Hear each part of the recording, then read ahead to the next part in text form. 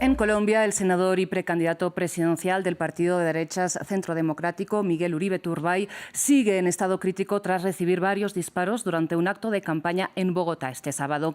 Un menor de edad de 15 años fue detenido en el lugar de los hechos acusado de ser el autor material del ataque, pero las autoridades siguen a esta hora investigando quién pudo ser responsable de la autoría intelectual. Ahora, para el análisis, contamos con Laura Bonilla. Ella es subdirectora de la Fundación Paz y Reconciliación Pares, especialista en análisis de riesgos por conflicto y experta en conflictos armados en América Latina. Laura, muchísimas gracias por aceptar esta invitación de France 24. De entrada, le pido, por favor, que comparta cuál fue su primera reacción ante este ataque el sábado. Pues mira, muy buenos días. De verdad que para nosotros es una situación muy compleja en Colombia.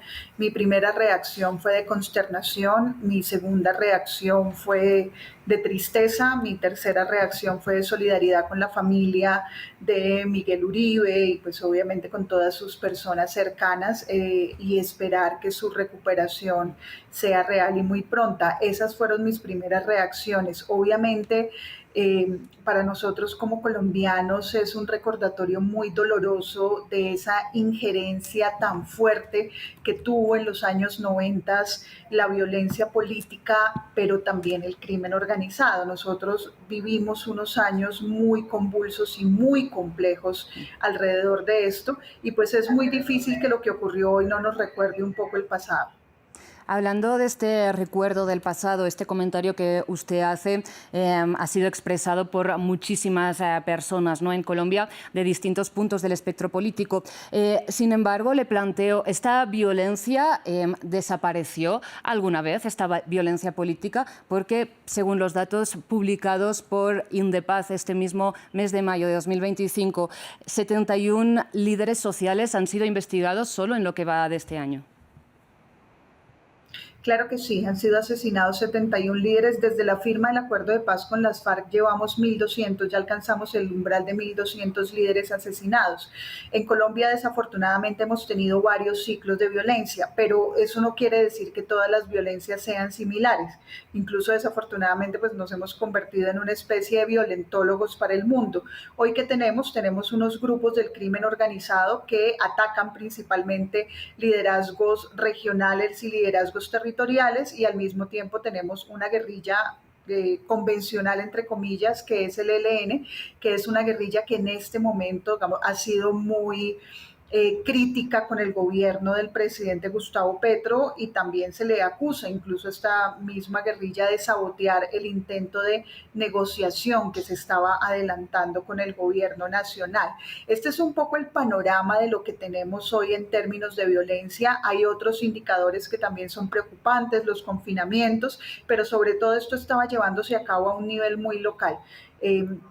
La gente en las ciudades pues no sentía el peso de la violencia política, si se le puede llamar así a la violencia de este ciclo, sino que pues estaban con las preocupaciones normales de una capital o de las ciudades latinoamericanas, delincuencia organizada, extorsión mayoritariamente, hurtos a automotores, a bicicletas, hurto a personas, pero no se esperaba. O sea, el problema con esto es que nos cogió completamente desprevenidos porque no se esperaba que fuera a existir un ataque contra un candidato presidencial.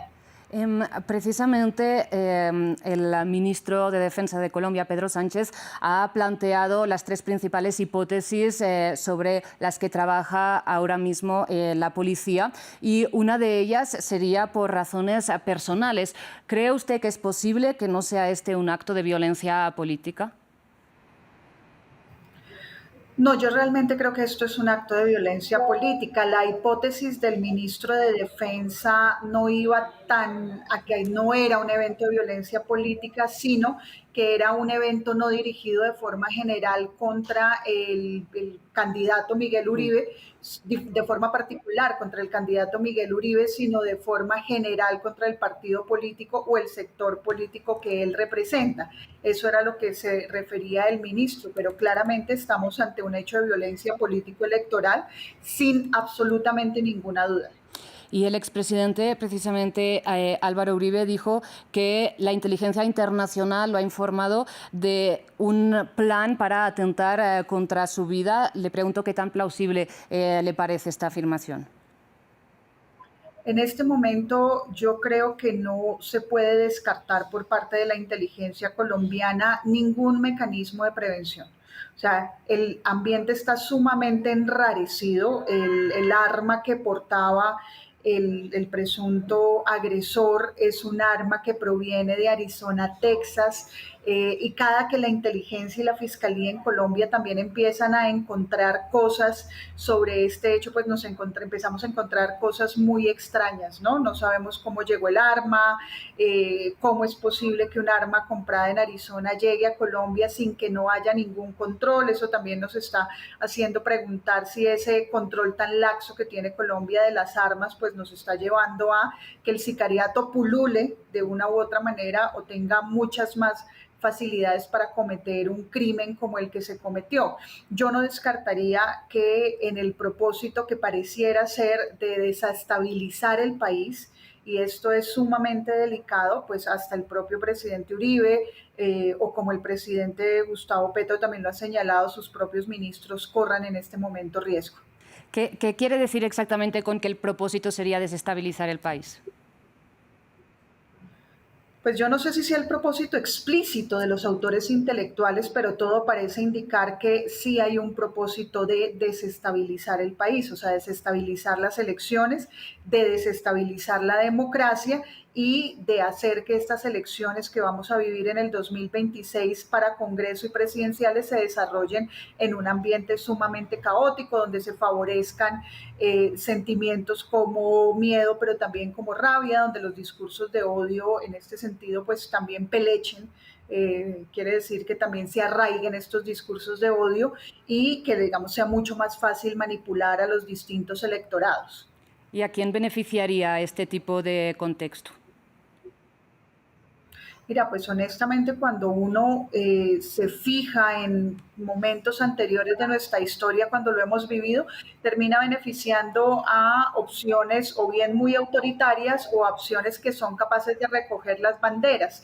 Lo que pasa es que, o nos pasa lo que pasa en la Constitución del 91, y es que sí hubo de alguna manera un proceso de unidad civil en contra de la violencia que el país estaba viviendo en ese momento y un poco a favor del espíritu reformista que también vivíamos. Yo te puedo decir no a quién, digamos, quién es el mayor perjudicado de este atentado, pues obviamente guardando todo el respeto y la humanidad con las personas directamente afectadas Claro. y con su partido político, pero el gran perdedor de esto es el gobierno nacional, porque efectivamente se ha generado un ambiente de zozobra y de desestabilización que para el gobierno es sumamente nocivo.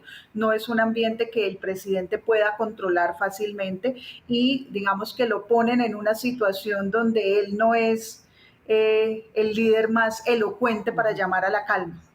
Claro, precisamente ante este ambiente que usted describe, en que la derecha está acusando directamente al gobierno de promover un supuesto discurso del odio, ¿cómo valora, ¿no?, las apariciones, las alocuciones que ha hecho el presidente Gustavo Petro u otros miembros de su gobierno? No, yo creo que digamos, una generalidad en el país y es el rechazo de todos los líderes políticos de este hecho tan execrable, incluyendo el propio presidente, pues que lo hace muy mal, pero lo hace. El comunicado oficial de la Presidencia de la República y de la Canciller y de otras personas, pues fue mucho más diplomático, mucho mejor redactado, etcétera, pero digamos que el estilo del presidente ha sido un estilo muy confrontativo y a él le cuesta mucho trabajo salir de ahí. De ahí a decir que el discurso de odio del presidente contra sus contradictores políticos, incluyendo el senador Miguel Uribe, es el responsable de esto, yo creo que eso es simplificar excesivamente la ecuación y también negar que en Colombia existen, porque existen muchos intereses, incluyendo intereses criminales que pueden estar sumamente interesados en utilizar este hecho político o incluso perpetrar este hecho político para sus propias agendas. Entonces, realmente no. Y si fuéramos a hacer un análisis de los distintos discursos de odio que hemos tenido en el país recientemente, pues hay discursos de odio de un lado político del otro, que crean un ambiente de crispación que efectivamente tiene unas consecuencias muy graves sobre la democracia, pero que no es directamente responsable o no se puede eliminar la responsabilidad de los autores intelectuales, que hay que encontrarlos sobre este hecho deleznable. ¿Cree usted que la justicia colombiana logrará encontrar a los autores intelectuales? Quiero creer que la justicia colombiana logrará encontrar a los autores intelectuales. Desafortunadamente, nosotros no tenemos un buen pasado en eso. Las ocasiones que hemos tenido este tipo de atentados, que ojalá no se convierta en un magnicidio, que han sido muy traumáticos para nuestra historia democrática, la justicia no ha estado a la altura de las circunstancias y no hemos sido capaces de identificar plenamente los responsables de esos hechos.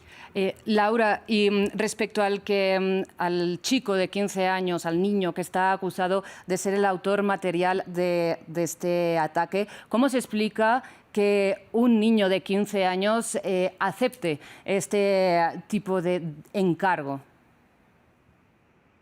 Eso es una cosa que nosotros nos hemos preguntado mucho, nos llevábamos ya preguntando mucho tiempo aquí en la Fundación Pares, porque Colombia no está haciendo absolutamente nada frente al reclutamiento de niños, niñas y adolescentes por parte del crimen organizado y por parte de distintos grupos armados. Entonces, todas las acciones que estamos realizando son acciones completamente inhanes que no nos están sirviendo. Solo darte un dato que es muy significativo. Ni siquiera sabemos con certeza cuántos niños y niñas están siendo utilizados hoy por grupos criminales o por grupos armados en guerra y en sicariato. Y eso sí es una constante que también está ocurriendo en Ecuador y que también está ocurriendo en América Latina, y es la utilización cada vez más acelerada, incluso con TikTok, con distintas redes, la promoción, es decir, más que el discurso de odio, la promoción de esa cultura narcotizadora, donde los chicos y chicas empiezan a ver de cierta manera bien visto matar a cambio de dinero o a cambio de cierto estatus social. Yo creo que en eso estamos en unos problemas muy graves y no estamos teniendo la capacidad para atenderlos. Laura, lamentablemente se nos acaba el tiempo para seguir conversando sobre esta cuestión, pero le agradezco muchísimo que haya compartido su análisis con nosotros aquí en France 24. Yo te agradezco mucho y de parte de la Fundación siempre estamos atentos a contribuir con los análisis. Muchísimas gracias y buenas tardes. Hacemos una muy breve pausa y enseguida regresamos.